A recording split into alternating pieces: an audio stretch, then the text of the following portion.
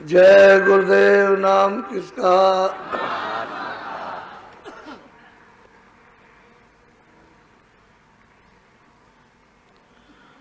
जय गुरुदेव नाम किसका।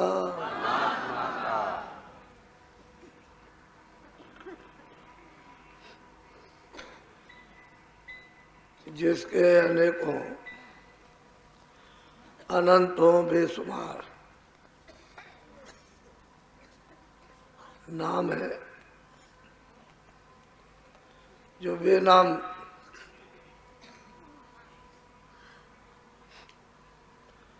न अभी तक उसका नाम रखा गया और न रखा जाएगा। सब फकीरों और महापुरुषों ने उसको अनाम करके वर्णन किया है। अरूप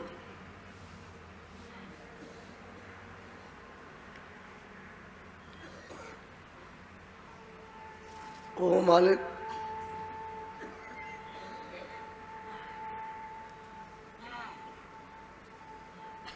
जिसका ये सब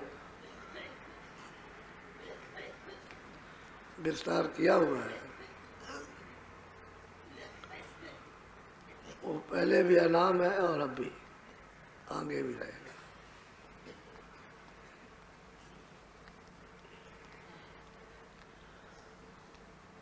बहुत से बच्चे, उनको आपने देखा होगा कि पिता को दादा कहने लगते हैं या और कुछ कहने लगे। जो नामकरण संस्कार होता है वो पिता का नाम नहीं लेते।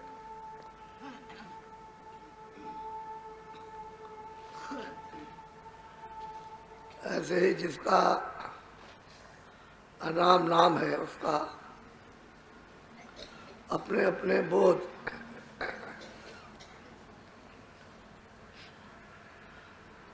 अपने अपने इल्म के लिए, सब्र संतोष के लिए कुछ भी रख लीजिए, और जिनका नाम है उनका परिवर्तन नहीं हो सकता।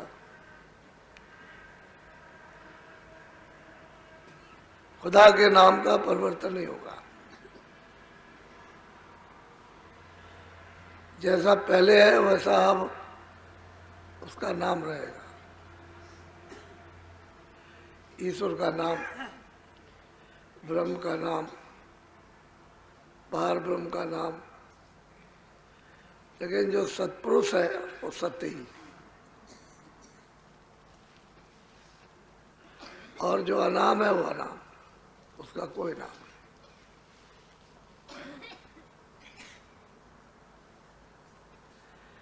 ये सब रूहे जीवात्माएं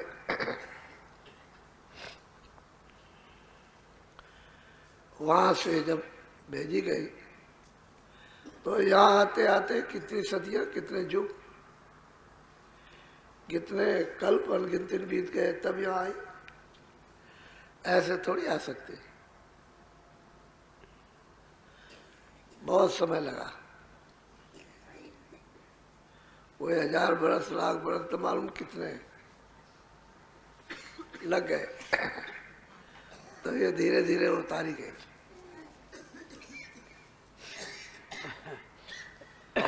तो इतना जब समय बीत गया, मालिक के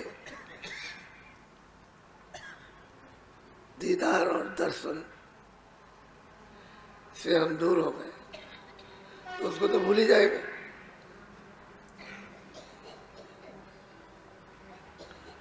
और जो हमको ले आया वो भी गायब हो गया।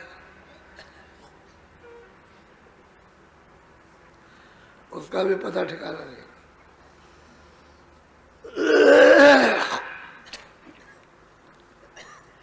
महापुरुषों की मेहरबानी, दया थोड़ी नहीं, बेशुमार। तब ये सुरतें वापिस, ये जीवात्माएं रूहें वापिस हुई, और वो भी कोई कोई।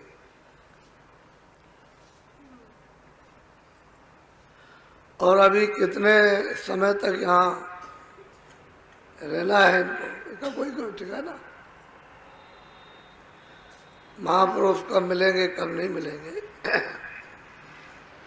किसी जन्म में कोई सिलसिला बना तो बना, नहीं तो जो जंगल और पहाड़ों में जो लोग पड़े हुए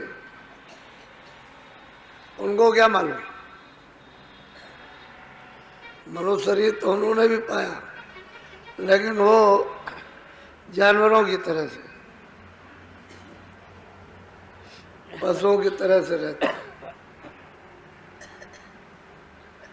उनको ये अवसर मौका मिलने वाला नहीं।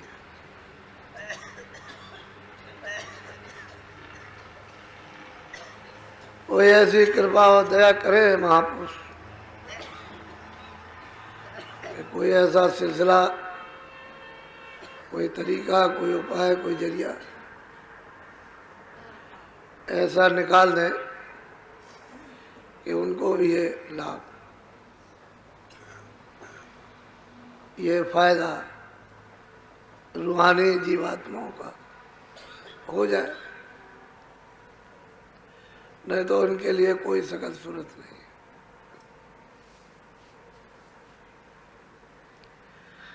इस समय पर लोग हिंसा में उतारू हो गए, ये जीवों की हिंसा करने लगे, खून के एक दूसरे के प्यासे हुए,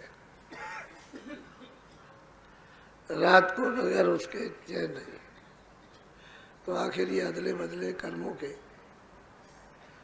वो तो सब अपने को देने हैं, किसी दूसरे को तो देने नहीं पड़ेंगे। जो किया है उसका भुगतान सबको, कोई भी हो, उससे क्या मतलब। कर्म क्षेत्र है जमीन पर, उन पर जो भी कर्म करेगा उसके वसूलों के खिलाफ उसी को सजा मिलेगी, बच नहीं सकता। फकीर महात्मा हमेशा रहम की नसीहत, दया की शिक्षा, कि जैसे अपने को समझते हो ऐसे दूसरे को समझो। हमको दुख होता है, हमको दुख न मिले, ऐसे दूसरे को भी। जब ये बचाव रखोगे तो तुम महात्माओं के, फकीरों के करीब निकट में पहुंच सकते हो, और जब ये बचाव नहीं है तो आप उधर जाओगे ही नहीं।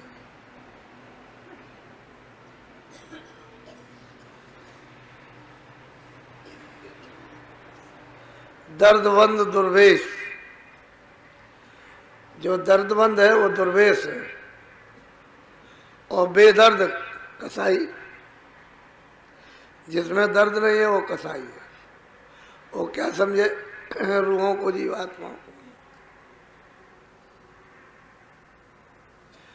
मालिक से मिलना और मालिक को अपने दिल में, अपने हृदय में बैठाना है तो पाक साफ, पवित्र, निर्मल करना।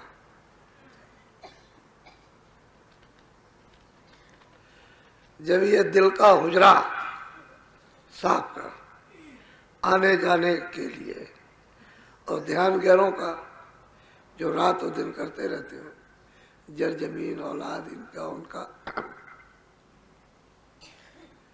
जब ये सब ख्याल दिलों से निकलेगा तब तो मालिक आएगा। दूसरों को बसा करके पड़े हुए हो, मालिक का कहीं भी नाम निशान नहीं है, तो कहाँ आएगा।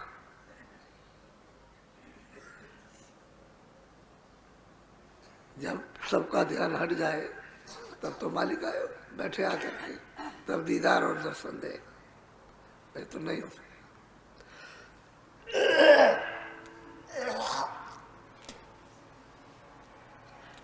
बोलो।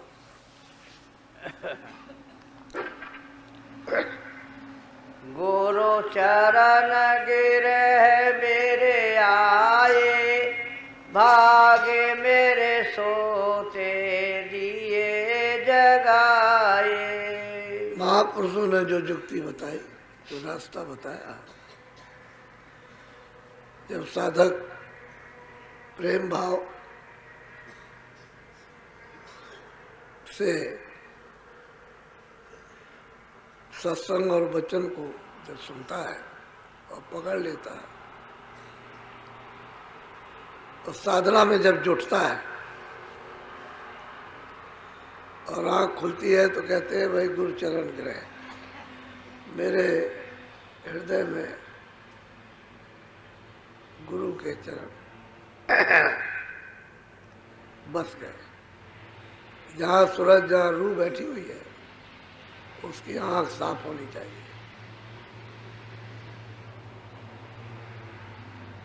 ये उसका दिल है। दृष्टि जो है उसका ग्रह, शरीर तो ये मुर्दा और जड़ है। दृष्टि, उसकी दृष्टि में कहते हैं चरण गुरु ग्रह आए, वो रोशनी के नूर के प्रकाश के चरण दृष्टि में बस गए। मेरे जन्म युगों युगों के जो सो रहे थे संस्कार, किस्मत जागे और गुरु ने अपनी कृपा, दया दृष्टि, मेहरबानी कर दी।